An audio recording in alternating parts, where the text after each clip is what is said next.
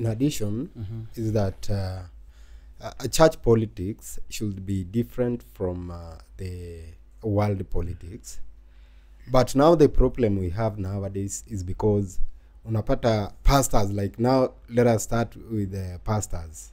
Kuna yule pastor mwenye alisomea theology because of the call, na kuna yule mwenye alisomea because of a career. Yeye ni career tu alifanya. So when these two people wakikuja kwa ground, huyu mmoja mwenye alienda because of the career, yeye huwa anatafuta that popularity, na wao mostly unapata wanafanya hiyo politics. Yeye ndiye anatafuta, anapanga kwanza kabla uchaguzi, atakuwa amepanga kila kitu, ni nani atasimamia kitu fulani, nani atasimamia kitu fulani.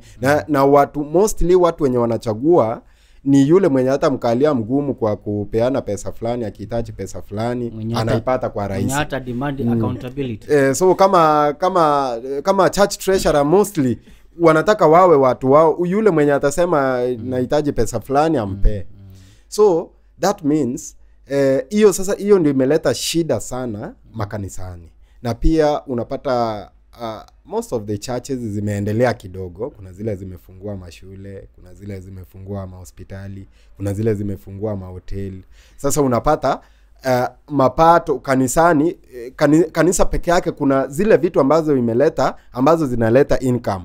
Hiyo sasa hiyo ndio politics inaingia zaidi. Juu kila mtu kitu yenye ana target ni ile the income ambayo inakuja. Kila mtu anataka kuimanage. Sasa hapo ndio tumetoka kando kidogo, tumetoka from the spiritual world tukiingia kwa earthly things. So kwa hivyo mimi kitu ningeomba kama kanisa iangalie sana.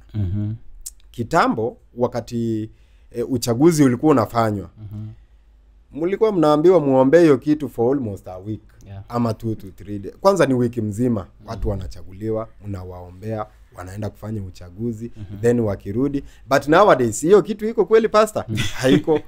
Uchaguzi ni mnaambiwa enda kando, chagua na watu fulani, au watu wanaenda wanachagua immediately. There is no that prayer ambayo ilikuwa inafanywa.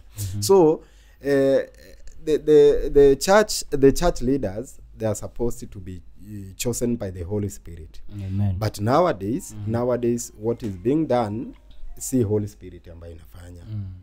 Ni tunaifanya kiubinadamu. As a formality. As a formality. Thank